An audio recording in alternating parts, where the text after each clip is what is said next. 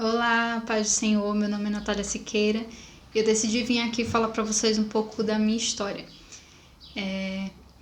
Eu já nasci em um berço evangélico, então eu conheci a fé foi inculcada em mim desde os princípios da fé desde sempre, pela minha avó materna e pela minha mãe. Mas a minha história não começa bem aí, é um pouquinho antes. Então eu vou iniciar lá com a minha avó. Minha avó materna ela foi a primeira da família dela a se converter com 17 anos de idade. Então ela se converteu ao cristianismo, né? Protestantismo, igreja protestante. E após ela, toda a sua família. Antes ela era católica e depois ela se tornou evangélica. E após ela, toda a sua família, uma família de 12 irmãos, né? São 10 mulheres e 2 homens, e todos eles se converteram. Também os meus bisavós, meu bisavô chegou a ser diácono da primeira igreja batista aqui da minha cidade, e minha bisavó era uma mulher de muita fé. Eu tive o privilégio, uma mulher de oração, de conviver com ela até os meus 7 anos de idade. Então minha avó, ela conhecia o evangelho. Então ela já era instruída na fé, mas ela toma uma decisão não muito acertada em se casar em julgo desigual com um homem que não era cristão, e cria os seus filhos ali, tem 5 filhos nesse relacionamento, né, com meu avô. E minha mãe, ela é a mais velha desses 5 filhos, só que ela cresceu nesse ambiente, vendo muitas brigas e vendo essa casa dividida, né. E aí minha mãe, com 15 anos de idade, conhece meu pai, e quando ela completa ali 16, eles se casam. E para minha mãe era aquela visão de que talvez fosse a salvação daquele ambiente, só que minha mãe também, por muita falta de instrução e experiência com Deus, ela acaba reproduzindo a mesma coisa que a minha avó, e se casando novamente com um homem que também não professava da mesma fé, não tinha o mesmo entendimento em Cristo. E passado algum tempo, né, depois de 1 ano de casamento, nasce a minha irmã mais velha, Jaine, e 5 anos depois, aí eu venho a nascer. E é muito engraçado essa história do nascimento, porque a minha irmã, ela faz aniversário dia 17 de abril. E no dia 17 de abril de 1997, minha mãe começa a sentir as contrações e as dores de parto, e era o aniversário de 5 anos da minha irmã. E aí minha irmã aponta o dedo pra barriga da minha mãe e diz: o dia hoje é meu. Então ela nasce amanhã, mas hoje ela não nasce não. Eu entendi o recado, fiquei lá quietinha e esperei pro outro dia. Então no outro dia eu nasci. Ela faz aniversário no dia 17 e eu faço aniversário no dia 18 de abril. Então ela achava que o dia ia ser dela, mas infelizmente em todos os anos até hoje a gente comemora aniversário juntas, de qualquer forma. Porque as datas são muito próximas. E eu nasci uma criança muito saudável, aparentemente, gorduchinha, né? Aparentemente estava tudo bem comigo, eu comia muito bem. Minha mãe até fala que ela sozinha não conseguia me alimentar, então eu tive uma mãe de leite também, né? Tia Zuleide, que é minha tia-avó, tia da minha mãe, que tinha tido filho próximo, e ela ainda estava amamentando, então ela ajudava também a me amamentar, porque eu era muito saudável, vamos dizer assim, comia bastante. E às vezes minhas tias de madrugada tinham que sair comigo para me levar na casa dessa minha tia-avó para que ela me alimentasse, me amamentasse. Então não perceberam nada de errado comigo, vamos dizer assim. Até que eu comecei a andar. Então a minha avó e uma das minhas tias-avós começou a perceber que tinha algo de estranho e começaram a alertar minha mãe a respeito disso. Essa menina anda estranho, então eu não conseguia colocar o pé no chão, firmar o pé no chão. Eu andava com o que eles costumam chamar de pé de bailarina. Então eu andava sempre na ponta do pé e caía muito. Mas minha mãe levava nos pediatras e todo mundo dizia que estava tudo bem. Nunca me encaminharam não me encaminharam para um ortopedista, só dizia que eu estava bem saudável. Então minha mãe, por conta própria, por insistência também da minha avó e de uma das minhas tias-avós, comprou um sapatinho. Era uma botinha normal, de couro, cadastro, só que ela era ortopédica e ela tinha um solado duro. Então quando minha mãe colocava aquela botinha no meu pé, eu não conseguia mais ficar com os pés na ponta do pé. Então meu pé, com o pezinho da bota, acabava planificando no chão. E eu comecei a andar com o pezinho no chão. Isso ajudou um pouco, só que eu ainda tinha dificuldades. Perceberam que minha mãe conta isso, que eu andava da distância mais ou menos de um poste para o outro, eu tropeçava na minha própria perna e caía. E ela começou a questionar isso, insistindo muito nos pediatras, até que me encaminharam para o ortopedista. O ortopedista fez ali todos os exames e passou um raio-x para confirmar as suspeitas deles. E no raio-x confirmaram, eu tinha nascido com uma deficiência congênita, luxação femoral bilateral do quadril. Então, meus 2 fêmurs eram completamente soltos. Então, minha mãe até fala que ali nos exames, os médicos passavam minha perna por cima da minha cabeça e voltavam, porque minha perna era completamente solta. E eu tinha muita dificuldade. Os 2 fêmurs eram luxados, era por isso que eu caía muito. E daí eu comecei, só que eu já descobri nesse problema tardio, eu já tinha quase 2 anos de idade. Então não tinha muito assim o que se fazer, a não ser que fosse um procedimento cirúrgico. Porque se tivessem descoberto ainda recém-nascida, então o jeito de colocar a fralda, hoje utiliza-se muito aquele canguruzinho, então ajuda a encaixar, né, a terminar essa formação, porque isso é um problema de má formação. Então a forma de colocar a fralda, esse canguruzinho, passar o dia com a criança ali no canguru pode ajudar, né, a que o fêmur ele se encaixe e tome ali a forma. Só que já foi descoberto tardio, então apenas procedimento cirúrgico. E minha mãe começou a procurar me levar em médicos, até que a gente foi para Maceió. Eu sou do interior de Pernambuco, aqui da cidade de Garanhuns, e a gente foi para Maceió porque uma das minhas tias-avós, que eu já falei, são muitas, são 10, então uma delas morava lá em Maceió, e a gente foi, eu, minha mãe e a minha avó, para casa dessa minha tia, para consultar alguns médicos lá em Maceió, em Alagoas, no estado de Alagoas.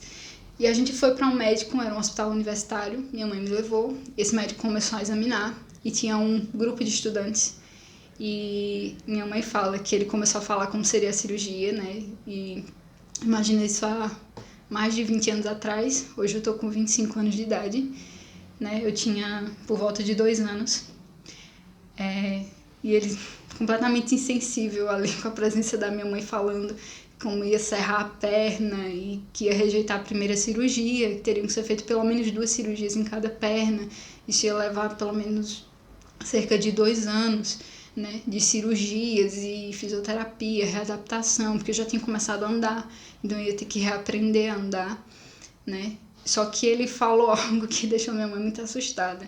Estavam ali os seus alunos e ele disse: eu não vou fazer a cirurgia, eu só vou instruir vocês e quem vai fazer a cirurgia são vocês, eu só vou ficar olhando. Então, quando terminou a consulta, minha mãe me tirou, minha avó estava do lado de fora esperando e perguntou como é que tinha sido. Minha mãe disse: minha filha não vai servir de cobaia para ninguém, eu não vou colocar a minha filha na mão desses médicos para ele colocar ela com um ratinho de laboratório, né, para os médicos testarem ali como fazer essa cirurgia. E aí voltaram para casa dessa minha tia-avó e disseram: não, vamos procurar outro médico aqui, ver outra opinião. Então ela conseguiu consulta com o médico em um outro hospital, nós fomos, e lá ele disse que naquela época, né, imagina, cerca de 22, 23 anos atrás, que em Maceió, no estado de Alagoas, não tinha hospital nem médico que pudesse fazer aquele porte de cirurgia, porque era muito arriscado. Ela estaria colocando minha vida em risco, ou eu morreria ou iria para cadeira de rodas, sem sombra de dúvidas. Então, só em Recife teria hospital e médico adequado para esse porte de cirurgia. Então, minha mãe volta comigo para casa da minha tia, e minha tia também era convertida, e ela fazia parte de uma igreja lá, e no tempo que a gente ficou lá, eu não lembro exatamente se 1 ou 2 meses, eu era muito pequenininha, o que eu tenho de recordação dessa época é o que minha mãe me conta, e a minha avó. Nós voltamos para casa da minha tia, e lá nós fomos com ela visitar a igreja dela, algumas noites. E em uma dessas noites, uma profetisa foi usada, né? Uma irmã foi usada em profecia para falar algumas coisas ao meu respeito. E ela disse que se a minha mãe me submetesse à cirurgia, eu iria para a cadeira de rodas. E que era o Senhor quem tinha me feito dessa forma. E era o Senhor quem me colocaria no lugar. Porque eu nasci assim para a glória dele. Eu nasci assim para que o nome dele fosse proclamado. Para que de alguma forma o Senhor me usasse dessa forma. Então, também falo algumas coisas a respeito do meu ministério e como o Senhor me levantaria. E minha mãe guardou essa palavra, voltou para Garanhuns, conversou com meu pai, mesmo meu pai não sendo evangélico, mas ele também acreditou, ele abraçou essa profecia e eles decidiram não me submeter à cirurgia e acreditar e abraçar essa promessa do Senhor. E passou-se algum tempo, eu lembro que até mais ou menos os meus 4 anos de idade eu ainda fui em muitos médicos, fiz muitos exames, eu ainda tenho um pouco da imagem daquela sala de raio-x na minha cabeça. Até hoje, quando eu faço raio-x, ainda fico algum exame assim, com ortopedista, eu fico um pouco enjoada, né, com um pouco de dores, porque eu tenho essa memória muito dessa época, e eram visitas muito frequentes a esse ambiente, a essa sala, foram muitos raio-x, né, até mesmo para que eu passasse pelo processo ali, né, de perícia, para conseguir o benefício, né, de prestação continuada. E a gente abraçou isso e eu fui crescendo. Isso para mim não era uma questão, sabe? Minha mãe sempre foi muito aberta comigo para me explicar qual era o meu problema, só que eu era uma criança, aparentemente, que fazia tudo como todas as outras. Lembrei de uma coisa também muito especial, que também aconteceu em Maceió antes desse nosso retorno. A gente voltou para casa dessa minha tia, eu, minha mãe e minha avó materna, e nós fomos dormir.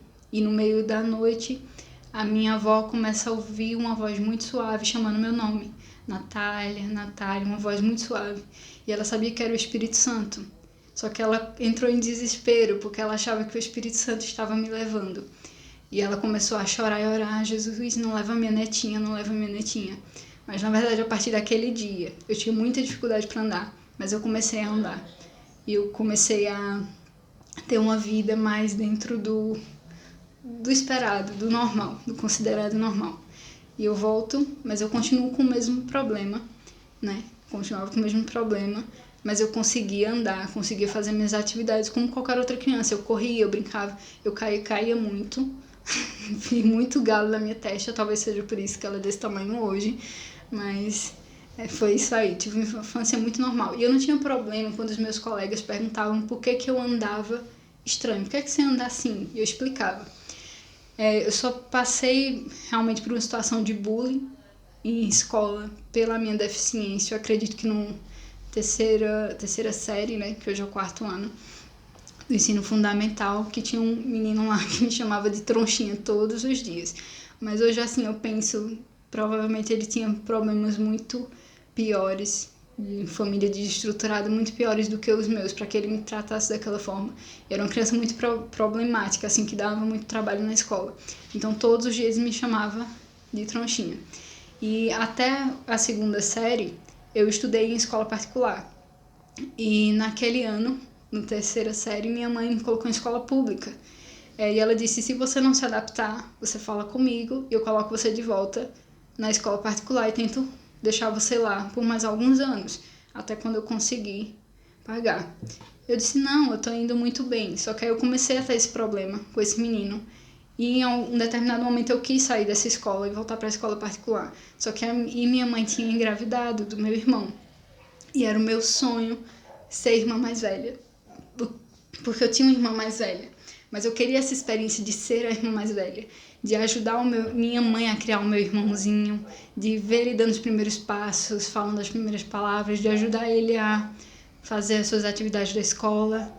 Eu tinha esse sonho. Eu orava muito a Deus, pedindo para ter um irmãozinho ou irmãzinha. E quando eu fiz mais ou menos 8 anos de idade, minha mãe engravidou.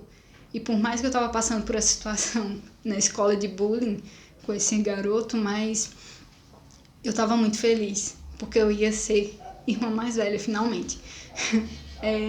E meu irmãozinho nasceu dia 4 de junho de 2006. Só que ele nasceu com um probleminha de saúde. Na verdade, todos nós aqui em casa, minha irmã mais velha também nasceu prematura, teve muitas dificuldades ali para sobreviver. Hoje ela tem um pouco de epilepsia e essas questões geradas também por questão de nascimento e genético. Eu tive esse problema de malformação e meu irmão também nasceu com um problema de malformação. Ele teve que fazer a cirurgia com apenas 4 dias de nascido, que foi a colostomia, porque ele nasceu sem o reto, ele não conseguia fazer as necessidades dele, então ele teve que fazer muitas cirurgias. E durante 6 meses, ele fez cerca de 4 cirurgias. E na última ele não resistiu, e ele chegou a falecer no mês de dezembro de 2006. E pra gente foi muito difícil, foi muito pesado também, porque era um sonho. Minha mãe entrou em depressão. Mas eu lembro que passado disso, porque minha mãe sempre me perguntava a respeito dessa promessa, se eu queria fazer cirurgia.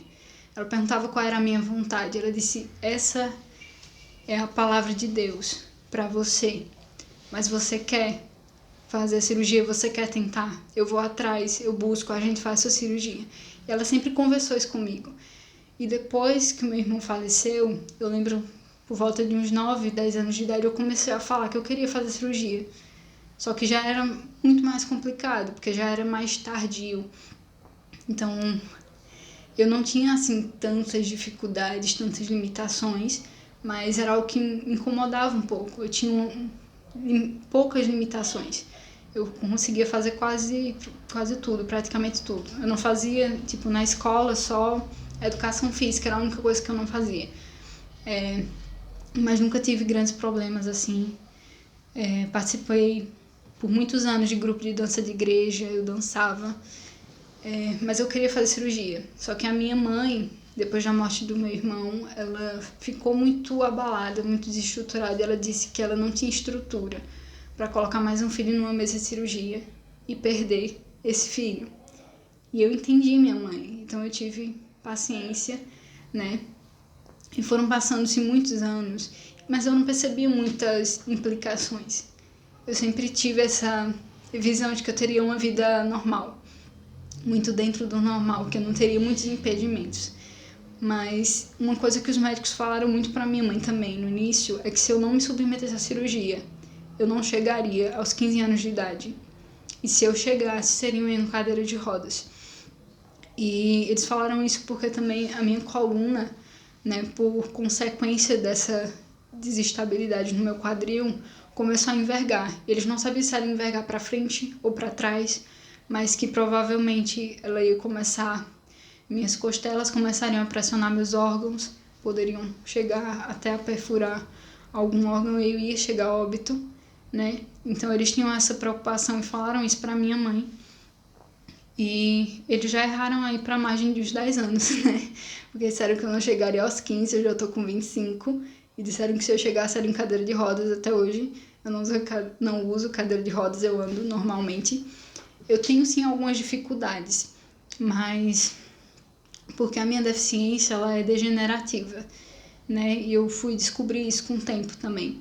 Quando eu fiz 18, no ensino médio, eu já comecei a perceber que eu estava tendo mais dificuldades. Que às vezes a minha perna não respondia tanto, que eu comecei a sentir mais dores. Eu sempre senti muita dor. A dor sempre foi uma constante na minha vida. Mas, para mim, o que muda mais é a intensidade da dor. As dores que são suportáveis e as dores que são mais intensas. E quando a dor realmente é muito intensa, eu já chego algumas vezes a desmaiar de dor. Mas no ensino médio eu comecei a perceber algo diferente. Mas minha vida vai ser tranquila, né? Não achei que eu teria tantos impedimentos, tantos desafios. E aí eu termino o ensino médio e no ano de 2015 eu tenho o que eu chamo de primeira grande crise. Eu passei cerca de 1 mês de cama, sem conseguir fazer praticamente nada sozinha. Nem tomar banho, eu precisava de ajuda para tomar banho, para trocar de roupa, eu mal conseguia andar. E foi muito difícil para mim. Só que eu nunca tinha passado um tempo tão longo em crise. Às vezes eu passava um dia e já ficava bem. Nunca foi mais que 3 dias até então, de eu estar com dor e com dificuldade de fazer alguma coisa. Então, em 2015 eu passei 1 mês e tive que fazer fisioterapia, me recuperar. Então, Então, com 18 anos de idade, eu já descobri que eu já tinha começo de artrite e artrose no quadril. E isso vem piorando, aumentando um pouco as dores. Só que aí passou, em 2016 eu entro na faculdade, eu sou formada em pedagogia, e eu vou cursando a faculdade normalmente, até que teve as ocupações ali, né, nas universidades no final de 2016 para o início de 2017, e eu tenho outra crise. E aí eu tive uma crise, essa crise foi a pior até agora, né? Foram 3 meses, eu cheguei a desmaiar de dor, realmente foi muito difícil para mim. Eu precisava da minha mãe para tudo. Eu vivi muitos milagres durante esse período, mas o vídeo já está muito longo, então eu vou deixar para uma próxima oportunidade para estar terminando essa história.